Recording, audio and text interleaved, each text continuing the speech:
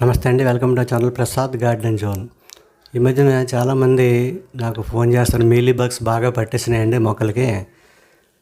అంటే వంగ మొక్కలకి, వాటికి మెయిన్ వంగ, మందార అన్ని మొక్కలకి దీనికి దానికి కాదు, మీలీ బగ్ వచ్చే సీజన్ అండి, ఇది బాగా పట్టేస్తుంది.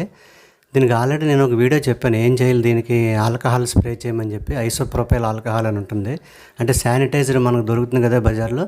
ఆ శానిటైజర్ తీసుకొచ్చి వీటి మీద స్ప్రే చేస్తే డైరెక్ట్గా ఆ పురుగు మీద పడేలా చేస్తే అది మెల్ట్ అయిపోతుంది అనమాట. ఒకవేళ శానిటైజర్ మనకి తీసుకోలేని వాళ్ళు అంటే ఇంట్లో అన్నం ఉంటుంది కదా, అన్నాన్ని నానబెట్టి ఒక గుప్పుడు అన్నంలో దానికి సరిపడా నీళ్ళు వేసి ఒక 5 రోజులు నానబెడితే ఐథైల్ ఆల్కహాల్ తయారవుతుంది. ఆల్కహాల్ని డైరెక్ట్గా స్ప్రే చేసినా కూడా అవి పోతాయండి. లేకపోతే మనం ఇంకో పద్ధతులు ఏంటంటే శుభ్రంగా చేతితో తక్కువ నోట్స్ వస్తే చేతితో నలిపేసి శుభ్రంగా సోప్ వాటర్తో క్లీన్ చేసేసినా కూడా పోతాయి.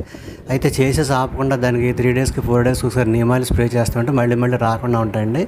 అలా చేయటం వల్ల ఏంటంటే ఇక కొన్ని ఒక్కొక్కసారి మిగతా పురుగులు కూడా రాకుండా ఉంటాయన్నమాట. నీమాయిల్ మట్టుకి వేసవకాలం చూడకండి. వేసవకాలంలో కూడా మీరు ఈ ఎమల్సిఫైర్తో ఉన్నటువంటి నీమాయిల్ దొరుకుతుంది. ఎమల్సిఫైర్ కలిపిన నీళ్ళు అంటే మనం దానికి సబ్బు యాడ్ చేయట్లేదు, డైరెక్ట్గా నీళ్ళల్లో కలిపేస్తే పాలులాగా వచ్చేస్తుంది. అది స్ప్రే చేసుకుంటే చాలా బాగా పనిచేస్తుంది. ఈ చిన్న ఫస్ట్ స్టేజ్లో ఉన్నటువంటి ఆకుముడత కూడా పోతుందండి వాటికి. ఆ విధంగా చేసుకోండి. అలా మీలీ బగ్ కూడా మీరు దాన్ని నయం అయిపోయిన తర్వాత రోజు చేస్తుంటే చీమలు రాకుండా ఉంటాయి. చీమలు రాకుండా ఉంటే మీలీ బగ్స్ కూడా రావాలి. మీకు చెప్పాను ఆల్రెడీ నేను, మీలీ బగ్స్కి చీమలకి అవినాభావ సంబంధం ఉంటుంది. ఆ చీమలు వచ్చినాయంటే మీలీ బగ్స్ని తీసుకొస్తాయి అవి. కాబట్టి చీమలు రాకుండా చేసుకోవాలి. కంటిన్యూస్గా ఇలా స్ప్రే చేస్తూ ఉంటే మీకు వేసవకాలంలో కొంతకాలం ఇంకా రావండి అప్పుడు. ఇంకొకటి ఏంటంటే వేసవకాలంలో మీకు చాలా కుండీలు ఖాళీగా ఉంటాయి కదా, ఆ ఖాళీగా ఉన్న కుండీలు మొక్కలు అన్నీ రావు కదా ఈ సీజన్లో, అందుకని చెప్పి కొన్ని మట్టి తీసేస్తాం కదా, ఆ మట్టిని అంతటా కూడా మనం రివైవ్ చేసుకోవచ్చండి. అంటే దాన్ని ఏం చేస్తారంటే ఒక సీజన్ కరెక్ట్గా మే నెల మంచి ఎండలు ఉంటాయి కాబట్టి ఆ మట్టిని అంతా కూడా మనం దాన్ని బాగా ఎండబెట్టేసి మట్టిని మళ్ళీ దాన్ని మనం కుండీల్లోకి ఎత్తుకుని మళ్ళీ కొత్తగా ఎరువులు కలుపుకొని మళ్ళీ తయారు చేసుకోవచ్చు అనమాట. ఇలా చిన్న కుండీల్లో ఉన్నటువంటి మట్టి అంతా కూడా తీసేయండి. చిన్న కుండీల్లో ఉన్న మట్టి ఈ వేసవకాలంలో తీసేసి, అదే పెద్ద కుండీల్లో అయితే పైన మట్టి ఒక 3 అంగుళాలు 4 అంగుళాలు ఉన్న మట్టి తీసేయండి బయటికి. తీసేసి శుభ్రంగా ఎండబెట్టండి. దాన్ని ఎండబెట్టి ప్రొసీజర్ ఏంటి, దాన్ని శుభ్రంగా బాగా ఎండ ఉన్నప్పుడు ఎండబెట్టాలి. అంటే పొద్దుటే మీరు ఎండబెట్టేసారు అనుకోండి, 8 o'clock అలా ఎండబెడితే 2 days 3 daysలో మొత్తం మట్టిలో ఉన్నటువంటి పురుగు, శంకు పురుగులు అన్నీ చచ్చిపోతాయి. శంకు పురుగులు, నెమటోడ్స్, అలాగే గాజు పురుగులు అన్నీ పోతాయండి. అలాగే ఫంగల్ ఇన్ఫెక్షన్స్ కూడా, ఫంగస్ కూడా చాలా వరకు పోతుంది. అయితే మామూలుగా ఎండబెట్టడం కంటే దాన్ని కొద్దిగా బాగా పురుగు అది తొందరగా పోయే విధంగా కూడా చేసుకోవచ్చు. మామూలుగా ఎండబెట్టడం కంటే దాంట్లో కొంచెం ఎన్రిచ్ చేస్తే, అంటే దాన్ని కొంచెం కెపాసిటీ పెంచేలాగా, అంటే త్వరగా మళ్ళీ గుడ్లు ఏమన్నా ఉంటే ఒకవేళ మళ్ళీ గుడ్లు పొదుగుతుందేమో, మళ్ళీ గుడ్లు వస్తాయని బాధ లేకుండా దానికి కూడా మనం ఒక పద్ధతి చేయొచ్చు అనమాట. నేను ముఖ్యంగా ఈ వీడియోలో చెప్పదలుచుకున్నది అది ఎలాగా ఏంటి అనేది నేను ఇప్పుడు మీకు చెప్తాను. ఓకే అండి.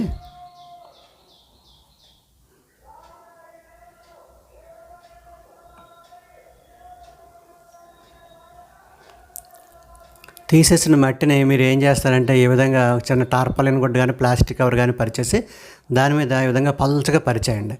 పల్చగా పరిచేసి దీన్ని ఎండబెట్టాలి. అయితే ఇంక స్పెషల్ ఏముంది మనం చెప్పుకునేది ఇందులో, మామూలుగా ఎండబెట్టడం కదా అని మీరు అనుకోవచ్చు. దీన్ని మామూలుగా ఎండబెట్టడం కంటే దీని మీద నల్లటి ఉల్లిపొర కాగితం లాంటిది ప్లాస్టిక్ దొరుకుద్ది, అది ఉంటే దీని మీద కప్పండి.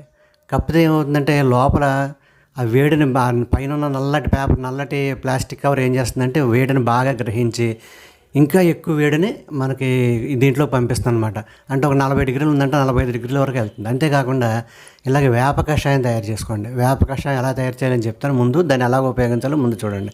వేప కషాయం తయారు చేసుకుని దాన్ని 1 లీటరు నీటిలో 50 ml 50 milliliters ఈ వేప ద్రావణం తీసుకుని దాన్ని ఏం చేస్తామంటే శుభ్రంగా ఈ ఎండబెట్టినటువంటి మట్టిలో ఎలాంటి వాటర్ క్యాన్ ఉంటుంది కదా, జల్లు కింద పడుతుంది, దాంట్లో వేసుకుని దాన్ని శుభ్రంగా మొత్తం మట్టి అంతా తడిసే విధంగా పైన ఇలాగా పోస్తాం అన్నమాట నీటిని.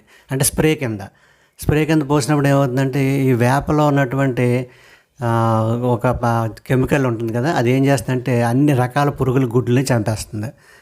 ఆ విధంగా మనం గుడ్లన్నీ కూడా చంపేయచ్చు, పురుగుల గుడ్లన్నీ కూడా మళ్ళీ కొత్తగా ఏమీ రాకుండా కూడా. కొంత వేడికి చచ్చిపోతాయి, కొంత నీము వేప కషాయానికి చచ్చిపోతాయి అన్నమాట. ఈ విధంగా చేసాక ఒక రోజు అయిపోయిన తర్వాత రెండో రోజున మళ్ళీ మట్టిని తిరిగేసి మళ్ళీ పలచగా చేసి మళ్ళీ రెండో వైపున కూడా ఇలాగే పెట్టి ఇలాగ స్ప్రే చేసి పొద్దున్న సాయంత్రం దాకా ఎండబెట్టారు. అలాగే 3-4 డేస్ చేశారంటే మట్టి మళ్ళీ కొత్త మట్టి కింద తయారవుతుంది. అంటే న్యూట్రియంట్స్ ఏమైనా తగ్గితే మనం యాడ్ చేసుకోవాలనుకోండి, ఎరువులు అయితే కలుపుకోవాలి, పశువుల ఎరువు అలాంటివి మళ్ళీ కలుపుకోవాలి.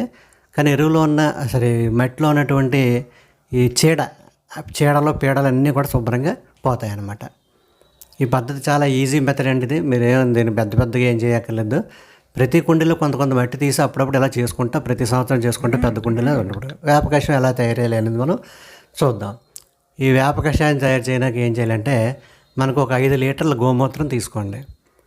5 లీటర్ల గోమూత్రంలో 1/2 కేజీ వేప గింజలు తీసుకుని పైన ఎండబెట్టండి. పూర్తిగా పైన తొక్క తీసేసి ఎండబెట్టేసి పైన పొరలాగా ఉంటుంది కూడా అది కూడా తీసేయండి. తీసి దాన్ని దంచండి లేకపోతే సుత్తితో కొట్టండి, చిన్న చిన్న ముక్కల కింద కొట్టేయండి. కొట్టేసి దాన్ని 5 లీటర్ల ఈ గోమూత్రంలో ఒక 1 వీక్ అలాగా నానబెట్టేస్తే కషాయం దిగుద్ది కదా, ఆ కషాయమే వేప కషాయం. ఒకవేళ గోమూత్రం లేదనుకోండి మీ దగ్గర, కొద్దిగా గోమూత్రం వాడండి. 5 లీటర్లు లేదనుకోండి, 1 లీటర్ అనుకోండి, 1 లీటర్ గోమూత్రం, 4 లీటర్లు OWDC ద్రావణం, నీళ్లు కలపండి. 4 లీటర్లు OWDC ద్రావణం, 1 లీటర్ గోమూత్రం, 1/2 కేజీ ఈ పిక్కల పొడి. ఒకవేళ మీకు ఈ పిక్కలు కూడా దొరకలేదు అనుకోండి, వేప పిక్కలు దొరకలేదు అనుకోండి, నూనె తీయని వేపపిండి దొరుకుతుందేమో చూడండి. అక్కడ నూనె తీసిన వేపపిండి కాదు, నూనె తీయని వేపపిండి తీసుకోండి. దాన్ని 1/2 కేజీ తీసుకోండి నూనె తీయని వేపపిండి. లేకపోతే నూనె తీయని వేపపిండి కాబట్టి 1 కేజీ తీసుకోండి. అది 5 లీటర్ల ద్రావణం కింద తయారు చేసుకోవచ్చు. ఎలాగా 5 లీటర్ల గోమూత్రం దొరికితే గోమూత్రం, లేదంటే 1 లీటర్ గోమూత్రం 4 లీటర్లు ఓయిన్ చేసి OWDC ద్రావణంలో కలిపేసి వారం రోజుల నుంచి దాన్ని వడకెట్టేసుకుని వేప కషాయం కింద వాడుకోవచ్చు. ఈ స్టెమ్స్ మీద కూడా చిన్న ఏదన్నా ఫంగస్ లాంటిది పెడితే దాన్ని కూడా ఈ వేప కషాయాన్ని బ్రష్లో ముంచి పాగితే ఆ స్టెమ్స్ మీద కూడా పురుగు పోతుంది అనమాట. నాకు ఈ వంగ మొక్కలు చూడండి అన్నీ చీడపడేటువంటి ఈ మధ్య నేను ఊళ్ళో లేక చీడపట్టేసింది. అప్పుడు ఆకులన్నీ తీసేసి మొత్తం కాండం నిండా ఆ వేప కషాయాన్ని బ్రష్లో ముంచి పావేసాను అనమాట. ఇప్పుడు పూర్తిగా పురుగు అంతా పోయింది, మళ్ళీ కొత్త ఆకులు రావాలి. కొత్త ఆకుల కోసం వెయిటింగ్ అనమాట నేను. ఈ విధంగా వేప కషాయం ఈజీగా తయారు చేసుకోవచ్చు. మీకు మళ్ళీ ఒకసారి చెప్తున్నా, 5 లీటర్ల ద్రావణానికి 1/2 కేజీ వేప గింజలు కానీ, 1 కేజీ నూనె తీయని వేపపిండి కానీ, 5 లీటర్ల మూత్రం దొరకకపోతే చెప్పాను కదా, OWDC 4 లీటర్లు, 1 లీటర్ మూత్రం. ఓకే అండి. ఈ వీడియో నచ్చినట్లయితే దయచేసి అందరూ లైక్ చేయండి, అలాగే సబ్స్క్రైబ్ చేసుకుని పక్కన ఉన్న బెల్ ఐకాన్ నొక్కండి. Thanks for watching my video. కొత్త వాళ్ళు ఎవరికన్నా ఉంటే సబ్స్క్రైబ్ చేసుకుని పక్కన బెల్ ఐకాన్ నొక్కండి. మీ ఫ్రెండ్స్కి ఎవరికన్నా ఈ వీడియో షేర్ చేయండి.